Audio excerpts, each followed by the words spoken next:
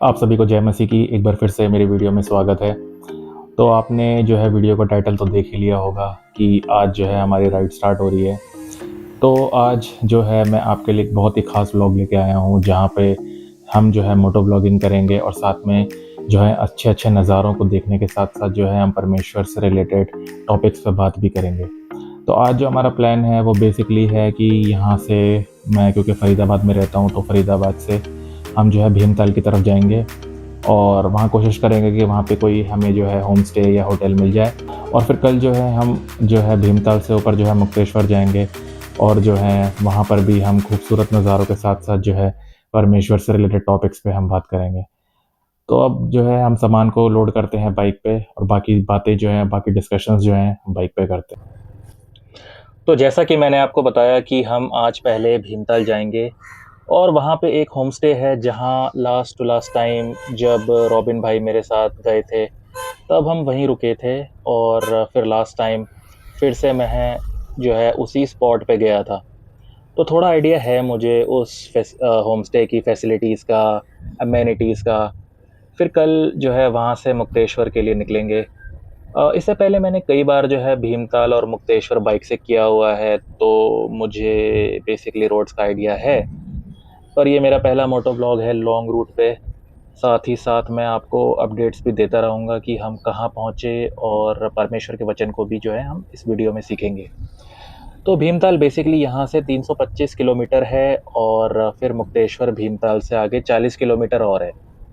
Bike को basically मैंने service नहीं करवाया है, पर इस राइड के बाद डेफ़िनेटली मैं इसको सर्विसिंग पे ले जाने वाला हूँ। और यार थोड़ा एक ब्रेक भी मिल गया, काफ़ी दिन हो गए थे कहीं बाहर नहीं गया था। तो चलो इसी बहाने आउटिंग भी हो गई और मुझे एक बहुत यूनिक कॉन्सेप्ट जो है परमेश्वर ने दिया कि मोटो व्लॉग के साथ-साथ मैं वचन से भी बात करूँ। और गाइज़ इस टाइम पे जो है हम घर से ऑलमोस्ट 80 किलोमीटर्स आगे आ गए हैं। मेरे लेफ़्ट साइड में देखो आप भाई, कितना सुंदर जो है ये खेत है। और भाई आज का दिन तो भाई प्रभु यीशु मसीह ने बनाया है। तो वचन कहता है कि आज का दिन यहोवा ने बनाया है, हम इसमें आनंदित हों। हम गाना भी गाते हैं, राइट? तो गाइस सच में बहुत मज़ा आ रहा है राइड करने में। रोड देखो यार कितनी मक्खन है, क्रूज़ करने का भाई मज़ा ही अलग है। तो बेसिकली चैनल के नाम का आइडिया भी यहीं से मिला कि मतलब बाइक भी राइड करेंगे और साथ में जो है गॉस्पेल भी प्रीच करेंगे। तो गाइस आज का जो टॉपिक रहने वाला है वो ये है कि प्रभु यीशु मसीह हमारे बीच में क्यों आए? पिता परमेश्वर ने जो है यीशु मसीह को क्यों भेजा? हम जानते हैं कि इसका एक बहुत ही शॉर्ट आंसर है, जो आप सब जानते हैं कि प्रभु यीशु मसीह जो है हमारे पापों के लिए अपना लहू बहाने के लिए आए थे। पर पिता परमेश्वर की क्या प्लानिंग थी? क्या पिता ने देखा कि इंसान की जो है कमी घटी है, जिसके वजह से उन्होंने अपने जो है प्रिय पुत्र को भेजा? ये सब जो है हम इस वीडियो में डिस्कस करने वाले हैं। तो ये वीडियो काफ़ी इन्फॉर्मेटिव रहने वाली है। आप जो है एंड तक देखें ज़रूर इस वीडियो को। अगर चैनल पे नए हैं तो सब्सक्राइब करें, वीडियो को लाइक करें और ज़्यादा से ज़्यादा गाइस शेयर करें, जिससे कि ये वीडियो जो है यूट्यूब के एल्गोरिदम में आने पाए। तो गाइस हम जानते हैं कि यूहन्ना 1:1 के अकॉर्डिंग आदि में जो है वचन था। वचन परमेश्वर के साथ था और वचन जो है परमेश्वर था। और फिर उसी अध्याय में हमें ये भी पता चलता है कि वचन जो है देहधारी हुआ। तो यहाँ पे जिस वचन की बात हो रही है ना, वो और कोई नहीं है पर हमारे प्रभु यीशु मसीह हैं। तो इस वचन के अकॉर्डिंग यीशु मसीह ऑलरेडी जो है वो पिता के साथ थे आदि से, यानी कि शुरुआत से यीशु मसीह पिता के साथ थे। और वचन बताता है कि प्रभु यीशु मसीह स्वयं परमेश्वर हैं। हाँ, वो इंसान बनकर भाई भले ही 2000 साल पहले हमारे बीच में आए थे, पर शुरुआत से वो पिता के साथ ऑलरेडी थे। तो एक चीज़ मैं आपको बताऊँ, वचन हमें ये भी बताता है कि आदि में परमेश्वर ने आकाश और पृथ्वी की रचना करी, है ना? और परमेश्वर ने सब कुछ जो है वो 6 दिन में बनाया। परमेश्वर के लिए ना बेसिकली एक दिन जो है वो कई हज़ार सालों के बराबर होता है। परमेश्वर ने दिन और रात बनाए, पेड़-पौधे बनाए, पशु-पक्षी, और फिर जो है 6वें दिन पे उन्होंने इंसान को बनाया। और जिस इंसान को परमेश्वर ने रचा, उसका नाम परमेश्वर ने आदम रखा, जैसा कि आप लोग ऑलरेडी आपको पता भी होगा। जेनेसिस पढ़ने का भाई मज़ा ही अलग है। पूरी बाइबल को ना आप कहीं से भी पढ़ लो, अगर आप पवित्र आत्मा से भरे हुए हो ना, तो बहुत मज़ा आता है वचन को पढ़ने में। चलो गाइस अभी देखते हैं कि कहीं किसी ढाबे पे कोल्ड ड्रिंक वगैरह कुछ मिल जाए यार। तो गाइस अभी हमने 10 मिनट का 15 मिनट का एक छोटा सा हमने ब्रेक लिया था रिफ्रेशमेंट के लिए कि मैं थोड़ा सा वॉशरूम चला जाऊं और जो है थोड़ी बहुत कोल्ड ड्रिंक वगैरह पी लूँ, जिससे कि मैं रिफ्रेश होकर फिर से जो है अपनी राइड को आगे कंटिन्यू कर सकूं। तो बाकी की डिस्कशन जो है फिर से बाइक पे करते हैं गाइस।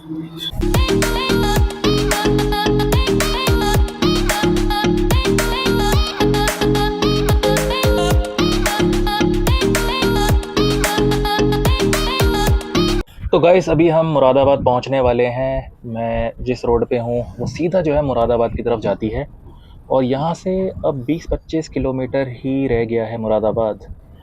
और जैसे जैसे हम अपनी डेस्टिनेशन की तरफ बढ़ रहे हैं, मैं तो भाई बहुत एक्साइटेड हूँ। पहाड़ शुरू होते ही एक अलग ही माहौल सेट हो जाता है guys. So guys, coming back to the topic, परमेश्वर ने आदम को देखा और सारी सृष्टि को देखा और उसके विषय में कहा कि यह अच्छा है। और फिर परमेश्वर ने आदम से कहा कि वो अपने लिए एक साथी को ढूंढ ले। आदम ने जो परमेश्वर ने जीव जंतु बनाए थे उसमें से अपने लिए साथी को जो है ढूंढने की कोशिश करी, पर जब उसने जो है उसे बेसिकली कोई नहीं मिला तो परमेश्वर ने उसे गहरी नींद में सुला दिया। और वो जब सो के उठा तो उसने एक स्त्री को देखा और आदम ने जो है उसका नाम हवा रखा। एडम और ईव को परमेश्वर ने ब्लेस किया और उनसे कहा कि फूलो फलो और पृथ्वी पे बस जाओ। और उन दोनों की पूरी पृथ्वी पे जो है परमेश्वर ने अधिकार दिया। यहाँ से हमें पता चलता है कि परमेश्वर ने एडम को जो है पूरी क्रिएशन के ऊपर डोमिनियन दिया था। आदम जो है परमेश्वर के साथ बात किया करता था और उसका रिलेशनशिप या फिर आसान शब्दों में कहें कि उसका कनेक्शन जो है परमेश्वर के साथ बहुत स्ट्रॉन्ग था। एक घनिष्ठ संबंध था उसका परमेश्वर के साथ। वो पिता परमेश्वर को जो है अपना पिता कहते और वो पिता के बच्चे थे। यहाँ तक तो सब कुछ सही चल रहा है हमारी कहानी में। सो गाइस, बेसिकली अभी मैं फाइनली पहुँच गया हूँ रुद्रपुर हल्द्वानी रोड पे और ये पूरा जंगल है गाइस। और यहाँ से अब हम जो है हमारी मेन जो हल्द्वानी सिटी है वो सिर्फ जो है 30 किलोमीटर्स है और फिर 30 किलोमीटर्स के बाद हम पहुँचेंगे भीमताल। सो कहानी में आगे बढ़ते हैं। हमारी कहानी में अब जो एंट्री होती है वो होती है शैतान की। शैतान ये देखकर जल गया कि पिता ने मनुष्यों के हाथ में जो है अधिकार को सौंप दिया और उसने जो है हवा को भटकाने की कोशिश करी और वो जो है सफल भी हो गया। एक छोटी सी भूल बहुत भारी पड़ गई पूरी मनुष्य जाति को और आदम और हवा जो है अपना अधिकार खो बैठे। उन्हें रियलाइज़ हुआ कि वो तो नंगे हैं और उन्होंने अपने आप को जो है पिता परमेश्वर से छुपा लिया। पर अभी तो कहानी में ट्विस्ट आना बाकी था गाइस। परमेश्वर की जो प्लानिंग है ना वो हमेशा नेक्स्ट लेवल होती है और उन्होंने जो है पिता परमेश्वर ने कई सारे जो है धर्मी मनुष्यों को खड़ा किया। उनमें सबसे पहले जो था वो अब्राहम, जिसके बारे में जो है परमेश्वर ने कहा कि अब्राहम जो है व्यवस्था के द्वारा नहीं पर विश्वास से धर्मी ठहरा। अब्राहम के वंशज यानी कि इसहाक और याकूब, जिसको बाद में परमेश्वर ने जो है वो इज़राइल कहा, यहीं से जो है हम देखते हैं कि इज़राइल के 12 ट्राइब्स का वो पिता बना। फिर पिता परमेश्वर ने जो है वो कई सारे भविष्यवक्ताओं को भी उठाया। उनमें से एक बहुत महान निकला जो कि हम जानते हैं कि मूसा था और परमेश्वर ने मूसा के द्वारा जो है व्यवस्था को दिया। और जैसे ही आप जानते हैं कि व्यवस्था लागू हुई तो हम वचन में पढ़ते हैं कि कई लोगों की जो है मृत्यु हो गई, क्योंकि वचन के अकॉर्डिंग जो है पाप की मजदूरी तो मृत्यु है। आपको ये पता है कि यहूदियों को जो है वो 613 नियम भी दिए गए थे लॉ के अंडर और पिता ने देखा कि कोई भी इंसान की जो है वो ना बस की बात नहीं है 613 नियमों को मानना, क्योंकि वचन जो है हमें बताता है कि जिसने एक भी आज्ञा को तोड़ा उसने पूरी व्यवस्था को तोड़ दिया। पिता परमेश्वर जानते थे कि कोई भी जो इंसान है ना व्यवस्था के द्वारा उसके आगे धर्मी नहीं हो सकता। और गाइस, आपको पता है यही जो है वो मेन रीज़न था कि उसने जो है इज़राइल के विषय में कहा कि अब मैं जो है इज़राइल के साथ एक नई वाचा को बांधूंगा। यही मेन रीज़न था कि पिता ने जो है अपने इकलौते पुत्र को हमारे लिए भेजा कि हम जो कि कभी भी अपनी धार्मिकता से जो है बेसिकली गाइस धर्मी नहीं हो सकते थे, प्रभु यीशु मसीह की धार्मिकता से जो है वो धर्मी हो जाएं। हम देखते हैं कि कई सारे भविष्यवक्ता जैसे कि मूसा, यिर्मयाह, अयसायाह और डैनियल ने जो है प्रभु यीशु मसीह के विषय में कई बहुत खूबसूरत जो है भविष्यवाणियाँ करी। और यहाँ से जो है ना इज़राइली लोग जो है अपने मसीहा की जो है वो इंतज़ार में वो जुट गए। इज़राइल के एक छोटे से गांव में जो है प्रभु यीशु मसीह का जन्म हुआ, जैसा कि आप जानते हैं। वो कुंवारी से जन्मे, पवित्र आत्मा के सामर्थ्य से जो है बचपन से ही हम देखते हैं कि 12 वर्ष की आयु में वो अपने से बड़े लोगों से जो है वाद-विवाद किया करते थे। और सब लोग ये देखकर बहुत सरप्राइज़ होते थे कि ये बालक तो भाई बहुत नॉलेजेबल है।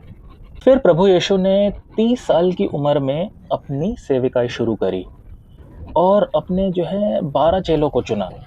उन्होंने कई सारे जो है चिन्ह चमत्कार भी दिखाए, जैसा कि अंधों को आँखें दी, लंगड़ों को चलाया, मुर्दों को ज़िंदा किया और आप जानते हैं पूरे इज़राइल में उन्होंने घूम-घूम के प्रचार किया कि परमेश्वर का राज्य जो है वो निकट आ गया है। जब भी उनकी डिबेट जो है फरीसियों के साथ होती थी ना, तो प्रभु यीशु मसीह हमेशा पिता के साथ रिलेशनशिप को जो है वो यहूदियों के ट्रेडिशन के ऊपर रखते थे। आप कभी भी वचन में पढ़ेंगे तो प्रभु यीशु मसीह हमेशा ऐसा ही करते थे। पहाड़ दिखने शुरू हो गए हैं और अब यहाँ से शुरू होने वाली है चढ़ाई, प्रॉपर चढ़ाई। और नज़ारे देखो गाइस, यार भाई, इसी के लिए तो यार हम पहाड़ों में आते हैं। भीमताल यहाँ से अब सिर्फ 30 किलोमीटर रह गया है और हल्की-हल्की अब हवा में ठंड भी जो है वो शुरू हो गई है। तो ये जगह बेसिकली काठगोदाम है और अच्छा मौसम हो रखा है यहाँ पे और व्यूज़ भी जो हैं अब बढ़िया-बढ़िया जो हैं वो स्टार्ट हो गए हैं।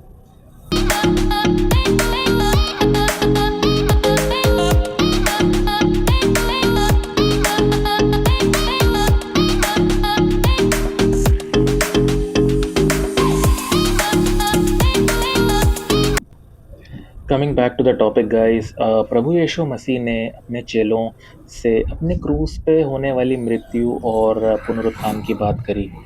और जैसा कि वचन हमें बताता है कि यीशु मसीह जो है मुर्दों में से तीसरे दिन जी उठे।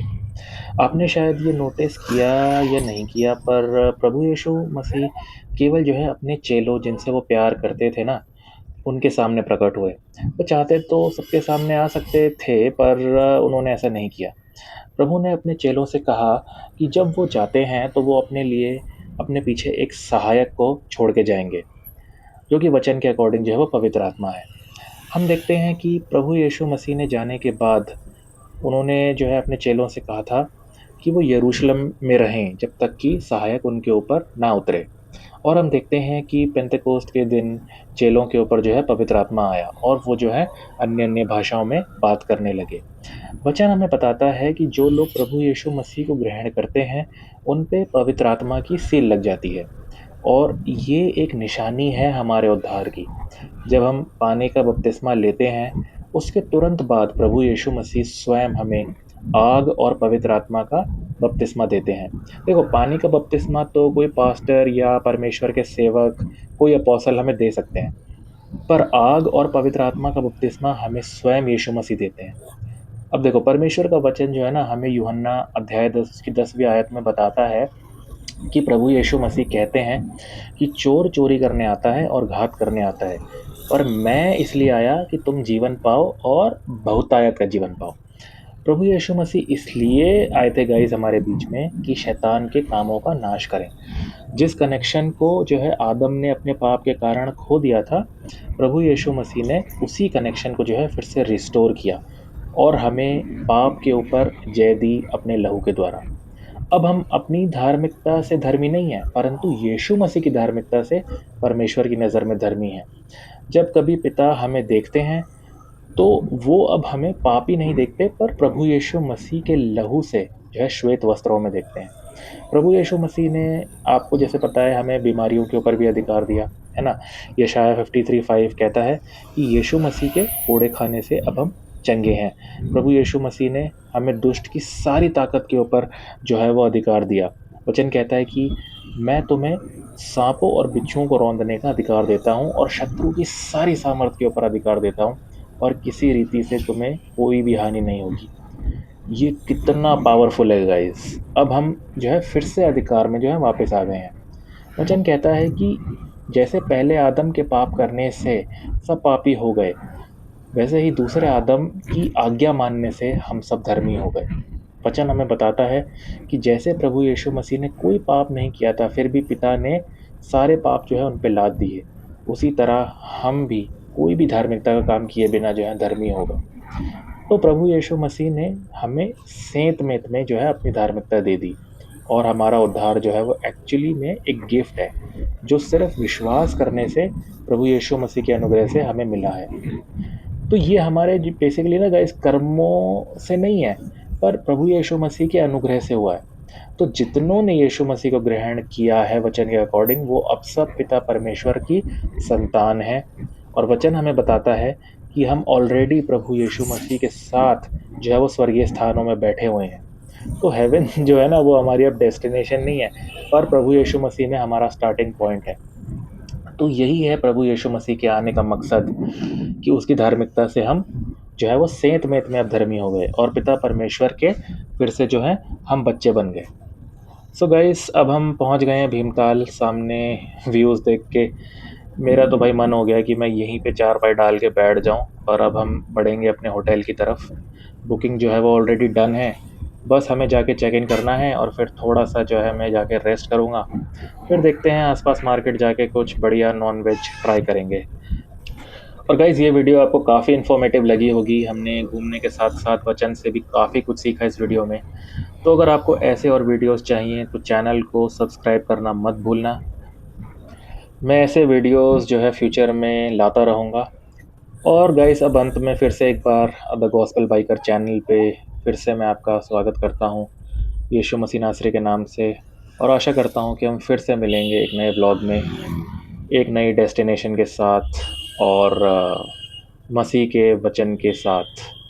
आप सभी को जय मसीह की। और भाई एक बार आप ये व्यू देखो भाई भीमताल के। Alright guys, bye.